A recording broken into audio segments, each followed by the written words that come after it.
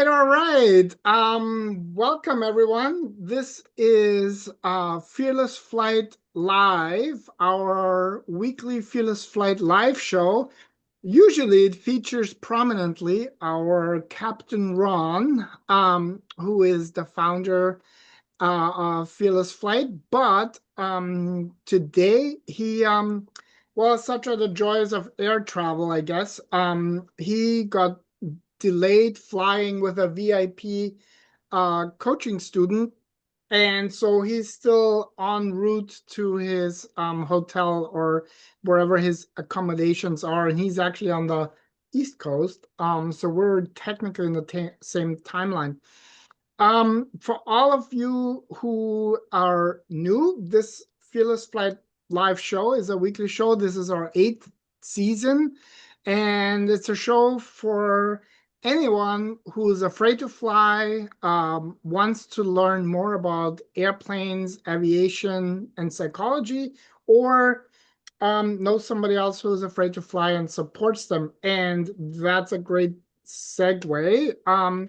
We're going to have actually a guest on who just recently successfully flew, and we're going to hear all about it. I do want to, before we get into that, I do want to give a shout out to our Birds of Feather Facebook group. We had a lot of great posts in there lately, and one of those great post, let me see if I can still find it, it's a great discussion about whether you should try and fly direct, or because it's cheaper, you do a couple of stops in between. And it's a great discussion over there. So if you haven't seen it, just jump in there.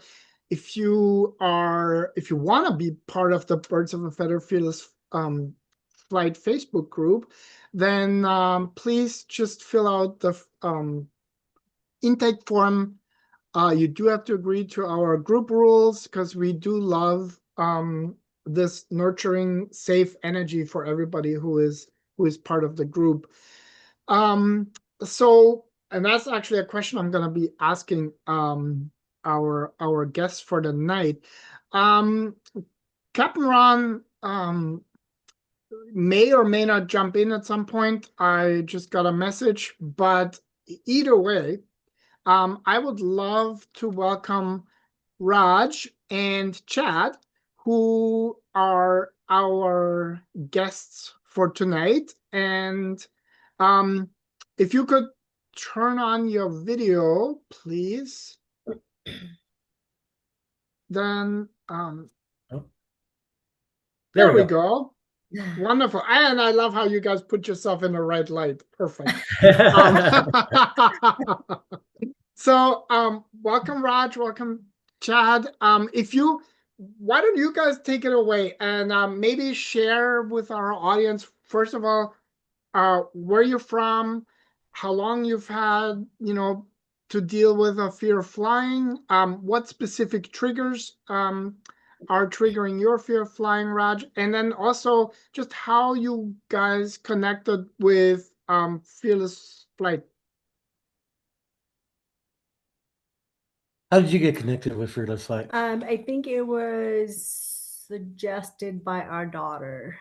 Somehow, I think she found out about it, and she asked us if we wanted to take classes once a month and come to Phoenix and stay with her so we can take classes. I think she asked us about it, and so we jumped on it to see what would actually help me to get over my fears.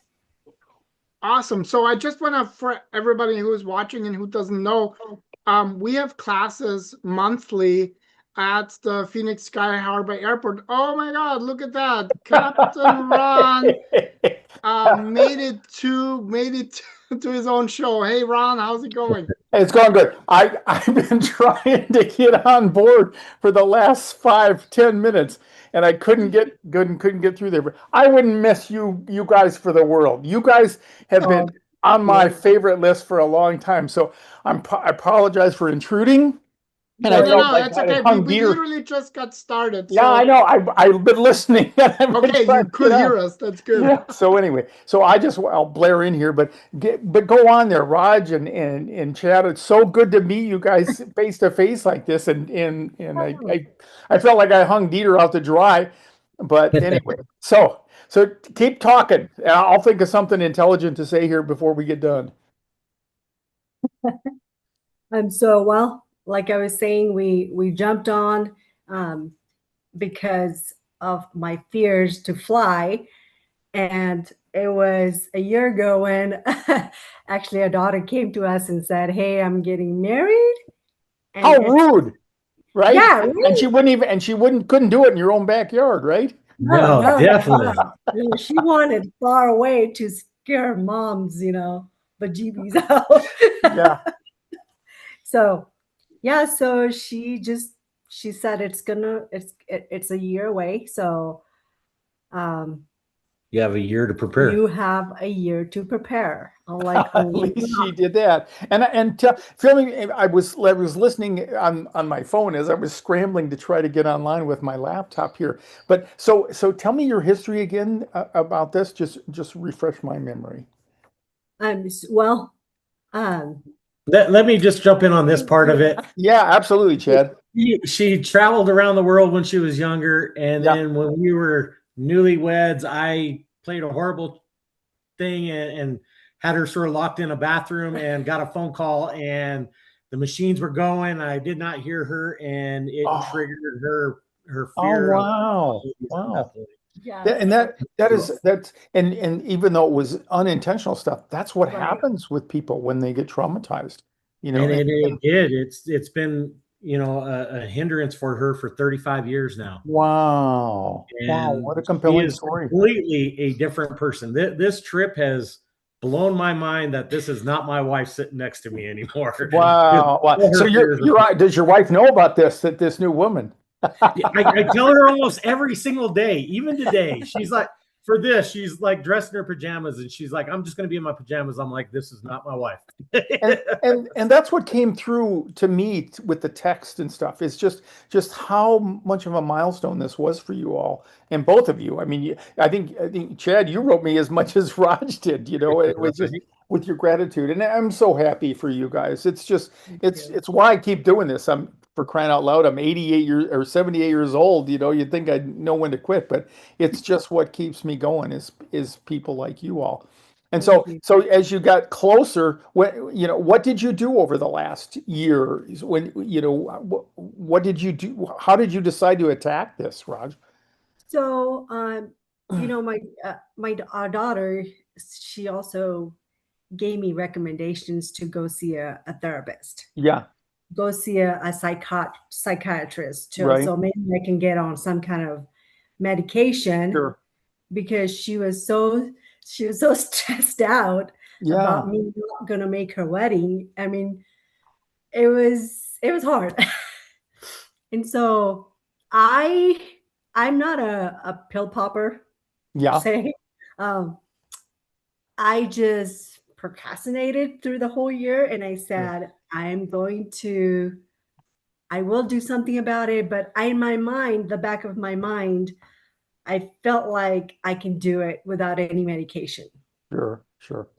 And so when just through the whole year, I just I didn't have any anxiety. I just lost, I wasn't even thinking about anything. Okay, the year's coming so fast towards us. Yeah. And I didn't give a second thought.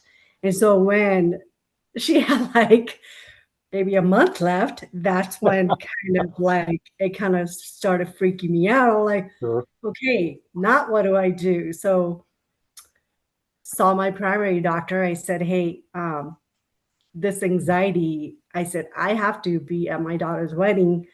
I have to do something about it, but what can you give me to something that will knock me out on the plane for these many hours? And in my back of my mind, I don't want to take any drugs to be on the plane. Sure. And that's what I kept telling myself. I am not taking it. I can take the prescription from the doctor, but I am not taking the prescription. And I can say she's had a prescription for over 6 months and would not try I it. would You not know, try it. Yeah. Yeah. And so it just I'm kind of like that. I want to put it in my head. I want to work it on my own, you know. But you did. But so then we had about 3 weeks left. Yeah. And nothing was helping. So Lots of late night worries. Lots of late night stress about it, and the wedding's going on, right? It's going to happen no matter what. And it was so bad. She was literally making me look at routes to drive from Arizona to Cancun. She was not. I know people who have tried it on a bus. It's not pretty. Right? The fear of just trying that actually set me off. So now you're in therapy. But then, and at the same, I'm not a nervous person. I'm a firefighter. Yeah. Sure. It doesn't make me nervous, but this worry did actually make me nervous and all that. And I think with all my pleading and begging that she would just take anything just to see how she could get relaxed. And she did start taking a medicine called it's called Buspirone. I think I sent you the name. Yeah. It's for everyday. It's pretty much for everyday anxiety. Sure. It's not. It's nothing that knocks you out. No. It doesn't put you to sleep. Is it in the benzodiazepine family? I believe so. Yeah. Yeah. It just gives you that relaxation of not worrying about anything. Right. It dulls the actual part of the brain, the amygdala, that does it. There's two ways. You can do beta blockers or you can do the benzodiazepines. And those are the ones, the Ativans, the Xanax, and things like that. And they have the same effect that alcohol does, is they literally dull that part of you. The downside is, not talking about addictions or anything like that, but the downside is it prevents you from getting the therapeutic benefit of actually flying, because in order to get over your fear, you have to activate that part of it. It's a cruel twist of fate on Mother Nature's part. You know, you can't just get on and it'll all go away. You have to go through it and then kind of feel your mind resetting, kind of. So, and just another thing before you quit interrupting you here, but what you've mentioned is so typical for people that, you know, they kind of have this feeling that something will change by the time we get there. And inevitably, you get within 3 weeks, 3 months, or some period of time. And then all of a sudden, it's like, wham, it says, it ain't getting any better. Now, what are you going to do, smarty pants? You know, oh my gosh. The doctor told me, he said, well, you're supposed to have this in your system for at least a month. Yeah, right. Because it does build a tolerance. Sure. Right. So it was a 10 milligrams. So I still didn't take the full dose for the 2 weeks. So I broke it in half and I took the 5 milligrams. Yeah. And I noticed the instant kind of relaxation. I'm not sure why, but it did. Yeah. So the second week I told myself, okay, I'm going to take the full dose. And I did. Yeah. And it kind of just took the edge of that nervousness, anxiety. It just kind of relaxed me. So went to Phoenix, you know, Friday, and then our daughter is like, they're looking at me like, I told them, I said, just don't ask me if I'm okay. Don't ask me, don't give me that look. Are you okay? Just let me be. And that was the whole thing. They did that for me. And nice. That worked. Like, I don't know what, it just worked for me. Yeah. And so come to Sunday and we're like, wake up at 5 something to be there 3 hours early. And I was fine. Perfect. I was fine to be at the airport. I was fine to be in the plane. I was pretty much relaxed. No worries. No. Nothing to like have a big anxiety about and freak about. You know, it's like, I don't know what did it to me, but it did. And I think a lot of that too was being in the classes with the other students from per se, the members and all. She had that of what's going to happen going through TSA. She had Yeah. all the talk of turbulence, and Right. and the captains were great. We didn't honestly. I know you said talk to the captains. We didn't get a chance to do that, but our captains were great, both coming and going. They would let us know about turbulence coming up. Sure. And I wouldn't ask her. I wouldn't ask her if she was okay. That's for sure. But there was a lot of side eyes between me and our kids, and going, she's here, she's doing it, and I wish we could have got that on video. That would have been right. priceless. Yeah. There was a lot of great interventions with back and forth texting, going, how is she? She's doing great. She's Just don't ask her. She's focused on her little movies that she's watching, and she that, had that. For both of you, pat yourselves both on the back for just doing that. And Chad, I mean, that's the best support. Sometimes oftentimes the people who love us, they feel, well, I can't say worse, but as bad because they don't know what to do. You just don't know how to help. And oftentimes what happens is they'll overcorrect kind of, and you'll just keep, and then the person, it brings up the shame and they feel like they're under the microscope and it's just like, leave me alone and all that. So that was really ideally the way you supported her, was just kind of let her be. Exactly what I wanted. Yeah. I did not want to be under that stress. I wanted to do it on my own. Yeah. It's and I'm so happy to hear that. And I could, when Chad wrote me, I mean, it just makes my heart go crazy just to get emails back from you guys. And forgive me, where do you guys reside in? I forgot. Are you in LA, in the LA area? We're in St. John's, Arizona. Oh my gosh. So you're one of us out in Arizona now. Yes. Yeah. Yep. So did you fly out of Phoenix then, or did you? We did. Yeah. Okay. Gosh, I should have been out at the airport to send you guys off. So tell me. What's it? So was everybody in the wedding on the flight with you then? No. So our daughter, our son-in-law, and our son were all on the flight with us. Okay. We did have some actually of the members of my daughter's good friend that actually was the one that did the initiation. He flew back with us. Okay. And we didn't even know he was on the same plane until we got back here in the States. Yeah.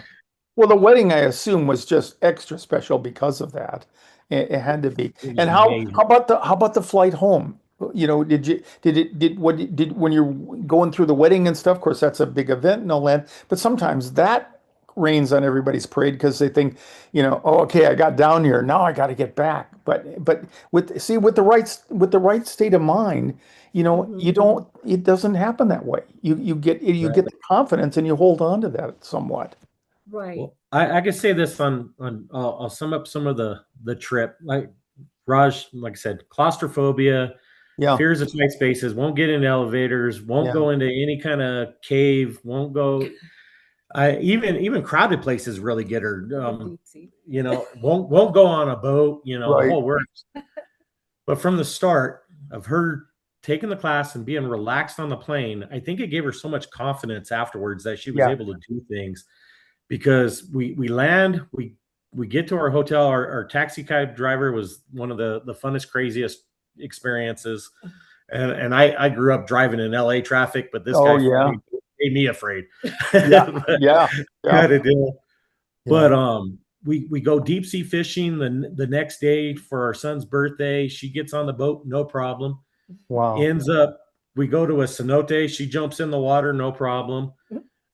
We go snorkeling, which she would not get into the water deeper than her ankles. Yeah. She jumps in, no problem. We go to another cenote the next day, which was in a cave system, and she had no problem going into the cave and and jumping in that water, which was freezing. Yeah. But just a lot of I seen the personal growth in her. Yeah. As you were saying, and that's one of the most heartfelt things that I experience with people is not only do you make the wedding, you get on the flight and all that, but when you break through and you realize how many other areas that it's been creeping in on you. It's I don't know what it is about fear of flying. I think it's the mystique of flying because it's the least confident thing that a pilot would have, right? Get on an airplane. You know, I'm still amazed that those things get off the ground and stay off the ground, you know, on some level. But yeah, and I know the aerodynamics and all that, but it's so heartwarming to listen to your story and all that. And I want to bring Dieter back in here because I'm sure there are some people that want to pat you on the back directly if they haven't been Yeah, there's doing all lots the of bubbles and stuff. hearts flying. Actually, there Yeah. was a question. Chad kind of alluded a little bit to it. So, would you say that I'm asking actually Raj, would you say that you felt more empowered after flying down? I mean, Chad said you went into cenote, you went snorkeling, you did all these things that you know, maybe before you would have found excuses not to do. I would have, exactly. I would not go. Uh-huh. Like I said, I just felt like mentally, I worked on on myself so much that I didn't let myself think anything else because I wanted to make sure that I am there for my family. I was there for my kids. And that was my main thing. It was like, it was the son's birthday, daughter's wedding, and we celebrated our 31 years of marriage. So it was Wow. like all in one, but I wanted to make it happen. You That's It was so all up awesome. here. Yeah, so it just something just strengthened me, and I am a Christian, and I'm a strong believer in God. And I prayed very hard for our trip to go well and everything to go great. So my daughter doesn't regret any Yeah. moment, or I regret, or my family, you know, saw the negativity in me. I was very positive, and I enjoyed every minute, every second of my life when I was there. And That's so there's a awesome. saying that comes to mind, God helps those who help themselves. And so you take part of that credit because God told me to make sure that you did that. Yeah. You Yeah. know, And I always ask this because there's people out there saying, well, she really doesn't have it as bad as I did. So what would you but say to them? oh my gosh, they don't know what my life. I've been through. If you've seen the movie Cinderella, Yes. I've had the worst part of Cinderella, Yeah. Yeah. where I've been through a lot of stress in my life that I think caused so much of that emotions Yeah. in my head, and that when he locked me in the bathroom, all that came out because I lived in Africa for 8 years. I was locked in a lot of time, didn't get to go out too much.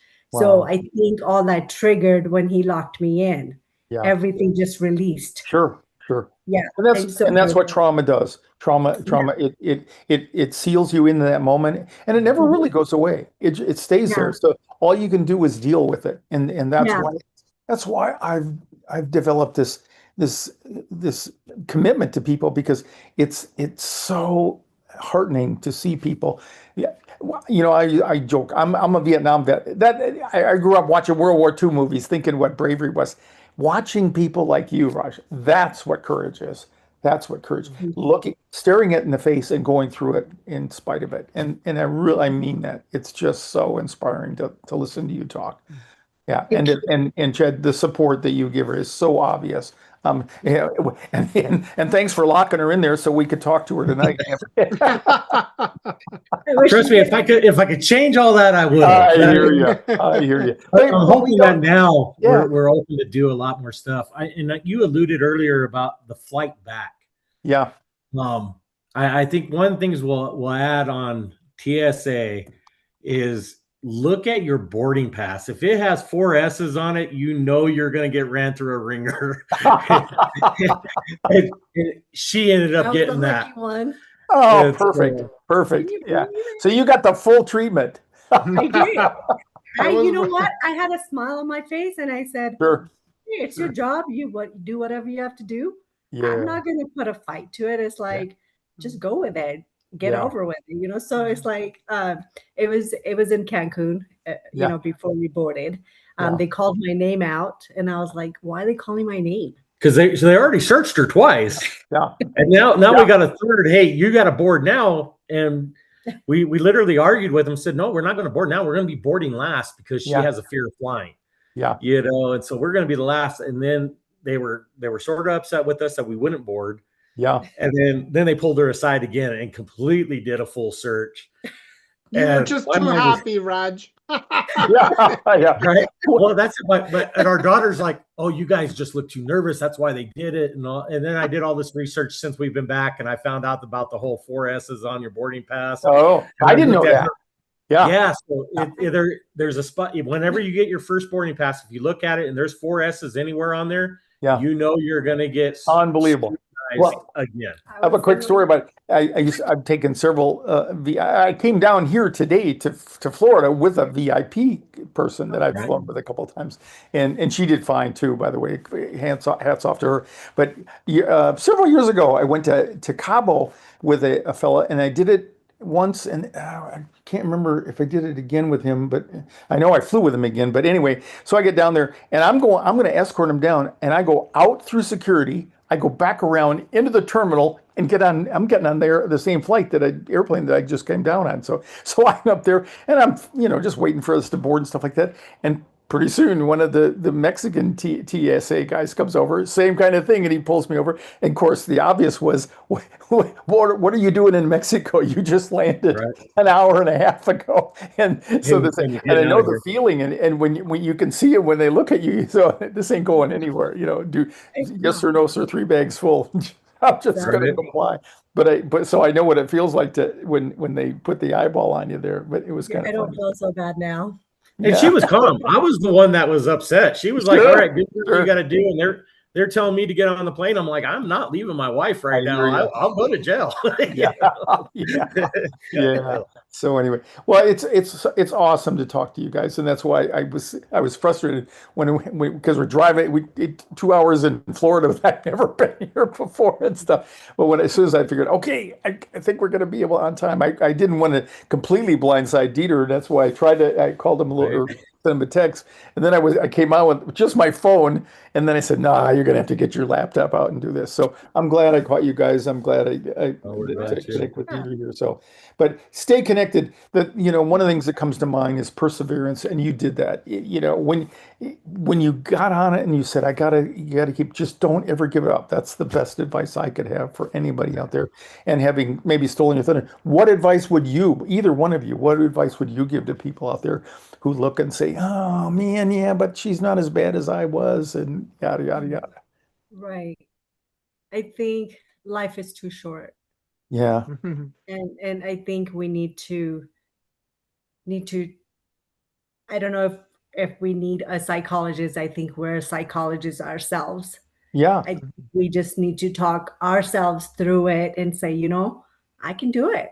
I don't need nobody to tell me, hey, you need to do this or do that. But I had to work on myself for a long time. Like I said, I've had a lot of stuff happen in my life that I have beat everything through. And now this was the biggest thing that I needed to get through, and I did. Yeah. And I tell those that are afraid of turbulence was like a piece of cake for me. Yeah. It was like, I kept thinking in my head, we're going in a car over potholes or bumps in the road or whatever the cracks are in the road. It felt like that. Sure. It was so mild.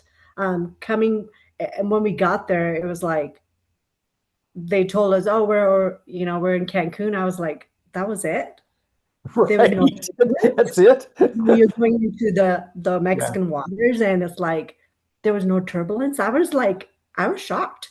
Yeah. And it was like, okay, I can do this. Coming back was just a little bit more, but it didn't bother me, because just keep it in your mind that it's nothing to let your mind take over. You gotta control that. It's all about control of your mind. Yeah, it is. And you mentioned about having it within you. One of my favorite psychotherapists was a fellow named Milton Erickson, and he actually spent his last years in Phoenix. And I love reading the stories about him. But he used to tell a story about when he was like 12 years old or so, growing up on a farm in Wisconsin. And one day a horse comes running up, and he was out there with a couple of friends and stuff. It was obvious the horse had gotten out of the pasture somehow. So he jumps up on the back of the horse, something I could never do. And he kicks it in the slats, and it takes off down the road. About 4 miles down the road, it pulls up in this farmer's property. And the farmer comes out and says, "How'd you know that was my horse?" And he says, "I didn't." He said, "How'd you know to bring him to my house?" He said, "I didn't." He said, "But I figured the horse knew his own way home. And all I did was give him," these are my words, "a little encouragement and keep him between the fence posts." That's his model for helping people. He said, and I believe totally, it's not from me, it's you guys. And most of the time, the best I do is just mirror back to let you see the goodness and the stick-to-itiveness that I see in your faces, and do that. And that's what I behold here again. You found it within you, and that's what we all got it. We just don't know it. And I try to find things in people's lives where we've all been in close calls in a car and things like that, but we don't put the same attachment to it because we think we're in control because we got the wheel or we got the brakes or whatever. And that's all an illusion. We just it's a different story we tell ourselves. And airplanes, they come with the scariest stories because we're not in control, as you pointed out. Right. Yeah, and we don't know what's going to happen. And So I anyway, trusted, in my mind was, I trusted the captain, yeah, and I trusted the flight attendants to be there for us. And so I was sure. I was very comfortable to give it all in their hands, right? And Yeah, give it to yeah, them and say, "Hey, Heavenly Father, just protect us." I prayed yeah, for the captain. I prayed for everybody before we got on. So yeah. it's like it just just to, yeah, our son's, I guess, from high school, going to Greece next year. Oh boy. So I was like, oh my gosh, it's a 16-hour flight. Can I do it? It's going to start costing you, Chad. I'm okay with that. That's fine. I hear you. Yeah. I've had 35 years to save up for these kind of things. Yeah. Thanks to both of you. And again, my hat's off to both of you. Thanks for sacrificing your time coming on the show. I'll throw it to Dieter, see if there's any last words come in. Like I said, there are lots of people that can super relate to everything that you have said, Raj. But there was one question. Did you end up taking the medication or not? So that was a question. The medication I took was the buspirone. That's what kind of relaxed my anxiety, calm my nerves down a bit. Yeah. And perfect. Like to me, is like, I don't know if it was the medication, if it was just me alone, because when we got back to the States, it's like my anxiety hit me. I don't know if it was, okay, back to work, back to all this. Yeah. And here's the thing. The real life comes back. The real life we came back. We totally support that because, especially with the doctor's guidance and sampling it before you get on the airplane once is an important thing too. But the point is, if on a scale of 1 to 10, if you're already at a 10 when you get on the airplane, the chances of being successful are really, really greatly reduced. Very slim. You need to be down in the 5, 6 area so you can practice some of the things, and you're there present enough to experience get the therapeutic benefit of the flight. So that's why I don't. People think I'm against medication. No, I don't think I'm as against medication as some of the people who say I can't take medication. So do it responsibly and give yourself a chance. And I think, and my goal is that everybody would get to the point where you don't have to use medication. But the most important thing is don't quit, and you got to get on the airplane, and you did that. So congratulations again. Thanks for sharing it with us, and I just wish you the best. And you know how to get a hold of us anytime. You got my phone number, my text. Anytime you need something, let me know. Okay.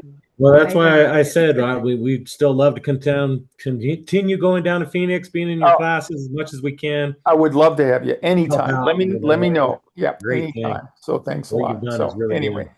so I guess that was. I don't have any other. The only thing I do wanna make a quick announcement here. On Thursday, we have our monthly group coaching call, and I know Sandra, you were asking about the link in the Facebook group. I already posted it. Should have also gotten a link in the email as well. And off the top of your head, Ron, do you know the topic that we're going to be talking about? Yeah, I got this thing. It's a 4-step reset, and it actually embodies the things that Raj was talking about. So it's going to be hands-on. We're going to have plenty of experiential opportunities for everybody, and I'm going to help people do these 4 steps to get you through the both get you on the airplane and when things come up during the airplane to help get you out of tight spots. So it's kind of a first aid kit, but smashed a glass, in case of emergency, use this. So we're going to do that. And yeah, Thursday night. And I'm here. I'm going to impose on my host to let me lock myself in a room again for that. But anyway, so if you got nothing better to do and you're looking for some stuff to help get you on the next flight, come back and join us on Thursday night, 6:30 Pacific, 9:30 Eastern.